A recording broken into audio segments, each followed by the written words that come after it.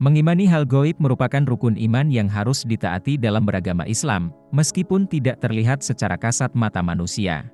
Hal gaib tersebut merupakan ciptaan Allah, seperti adanya surga neraka, para malaikat, iblis dan ciptaan Allah lainnya. Dalam di dunia yang nyata, hal gaib yang sering terjadi adalah antara iblis dari golongan jin dengan manusia. Hal tersebut mempunyai nilai histori tinggi. Kenapa iblis sangat bersemangat berdampingan dengan manusia? Ada histori apa yang terjadi? Mari kita ulas bersama di channel Belajar Islam, tentang siapa itu iblis, kenapa sangat senang berdampingan dengan manusia, dan di mana kerajaan iblis di bumi. Yang sudah subscribe channel ini, saya ucapkan terima kasih sebesar-besarnya, saya doakan untuk segera, dan dimudahkan bisa berangkat haji dalam waktu dekat. Amin. Mari kita bersiap-siap untuk mengulas tentang iblis agar kita tahu, dan yang paling penting bagaimana cara terhindar dari godaan kerajaan mereka. Sangatlah umum dan mengetahui bahwa iblis makhluk ciptaan Allah yang diciptakan dari api yang panas, dan ia berasal dari golongan jin, seperti disebutkan dalam Al-Quran dalam surah Al-Hijr.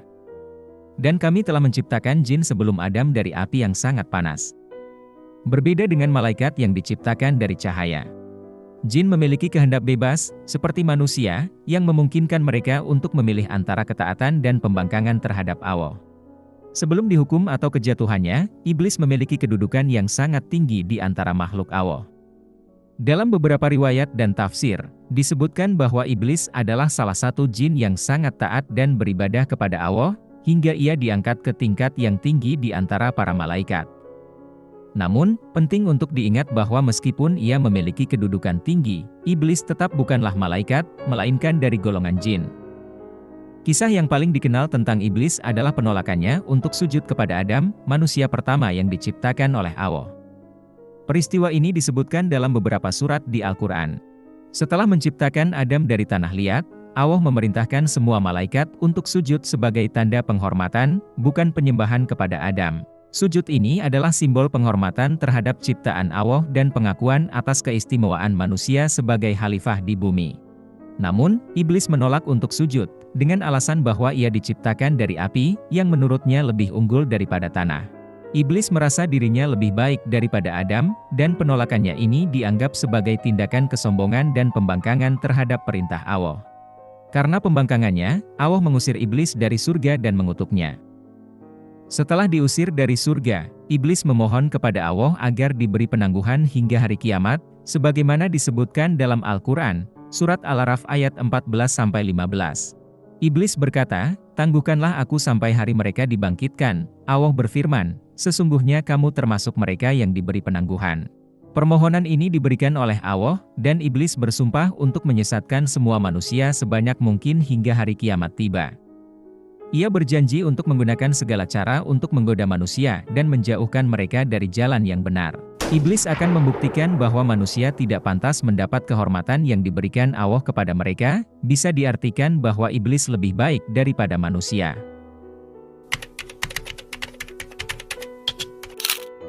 Iblis berperan sebagai penggoda utama manusia, bukan mengendalikan. Ia terus-menerus berusaha menyesatkan manusia dari jalan kebenaran dan membawa mereka ke dalam dosa. Iblis dan para pengikutnya yang dikenal sebagai setan, menggunakan berbagai cara untuk mempengaruhi manusia. Termasuk membisikkan pikiran-pikiran negatif yang dianggap kepuasan, memanfaatkan kelemahan dan nafsu manusia, serta menipu dengan kesenangan dunia yang fana. Iblis juga memainkan peran dalam kisah kejatuhan Adam dan Hawa dari surga. Dalam Al-Quran, iblis membujuk Adam dan Hawa untuk memakan buah dari pohon yang dilarang oleh Allah. Setelah mereka memakan buah tersebut, mereka sadar akan ketelanjangan mereka. Akibatnya mereka diusir dari surga ke bumi.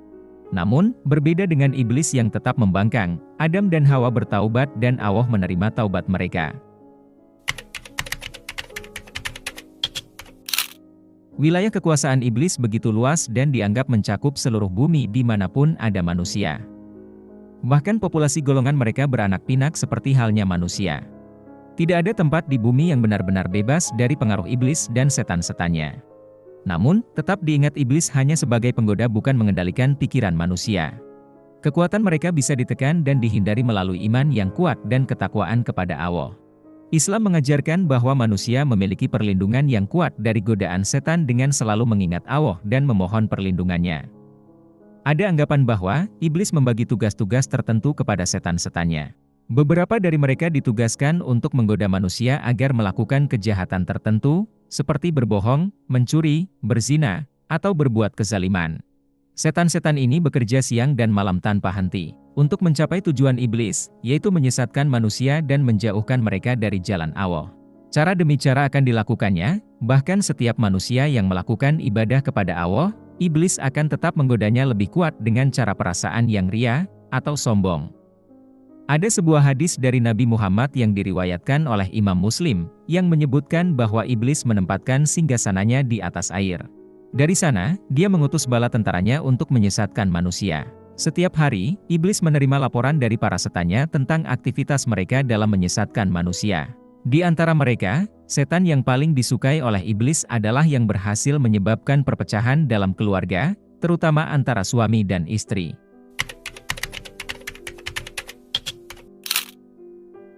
Kerajaan iblis sering diartikan sebagai jaringan setan yang tersebar di seluruh bumi. Setan-setan ini adalah jin, bahkan manusia sendiri bisa menjadi pengikut iblis, dan mereka bekerja di bawah komando iblis untuk mengganggu dan menyesatkan manusia. Mereka mencoba menanamkan kebencian, kesombongan, kemarahan, dan berbagai bentuk keburukan lainnya dalam hati manusia. Mereka juga berusaha membuat manusia lupa kepada Allah, meninggalkan ibadah, dan tenggelam dalam dosa. Dalam beberapa tradisi, disebutkan bahwa iblis dan setan-setannya sering berkumpul di tempat-tempat yang dipenuhi oleh maksiat dan dosa, seperti tempat perjudian, tempat-tempat pelacuran dan lingkungan-lingkungan yang penuh dengan kezaliman dan kejahatan. Tempat-tempat ini dianggap sebagai bagian dari kerajaan iblis, karena di sana manusia lebih mudah tergoda untuk melakukan perbuatan yang dilarang oleh Allah. Kerajaan iblis di bumi juga bisa dipahami secara simbolis sebagai dari kejahatan yang ada di dunia.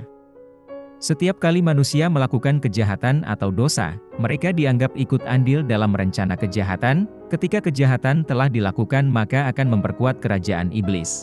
Namun, ini bukan berarti iblis memiliki kerajaan fisik seperti seorang raja di bumi, melainkan lebih kepada pengaruhnya yang luas di kalangan manusia.